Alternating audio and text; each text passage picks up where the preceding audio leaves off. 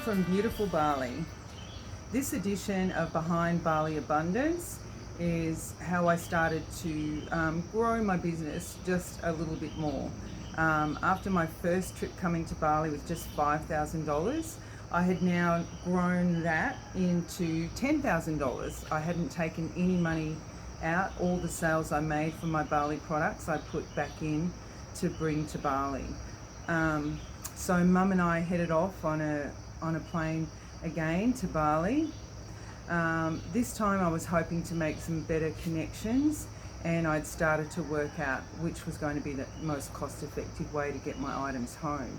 A friend had recommended a driver called Smiley, so I gave him a call, and this was great. And Smiley is still my driver today, although now we've been on quite a journey together. He actually at one stage had cancer, and I wasn't sure if he was going to pull through that, but he did, and now he's Manku, which is like a priest. So he does drive me. He picked me up from the airport this trip, but often he's doing ceremonies and ringing the bell.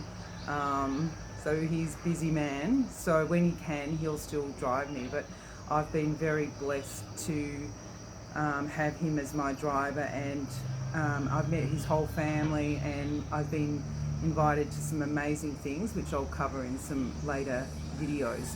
So that helped me, because each trip then I could say, oh, I want to go to that shop again to get whatever, and he knew where all my shops were, because I had no clue half the time where I was. So that was fantastic. And if I needed an interpreter, he had good English and naturally spoke Bahasa. So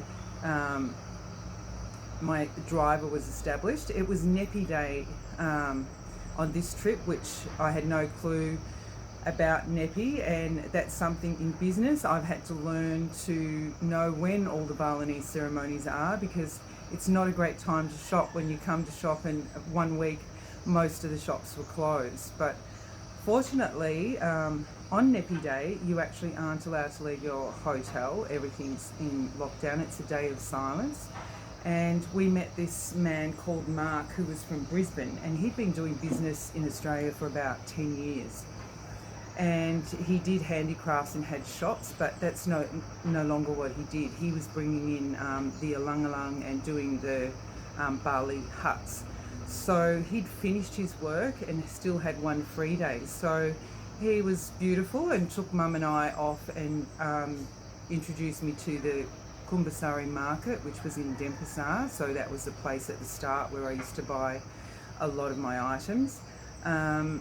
And he'd set up a Balinese man, he'd loaned him the money to set up a cargo business. So he said, I'll introduce you to this man. So he did that afternoon, and normally the cargo company didn't do more than a container load, less than a container load, sorry, but he'd asked him to do that for me, because he said, I don't think it'll be long before she's doing containers.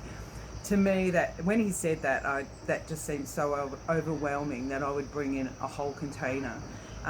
But he was right. So that trip I brought in 5 cubic meters. I enjoyed this trip, and Mum had become a bit of a celebrity with the suppliers. Everyone was interested to know how old she was, and kept telling her how beautiful she was.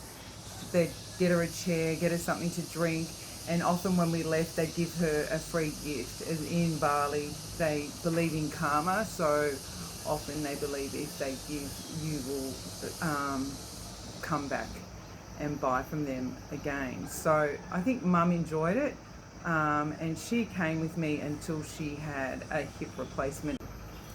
Stay tuned for the next episode of Behind Bali Abundance, where I bring in my first 20-foot container.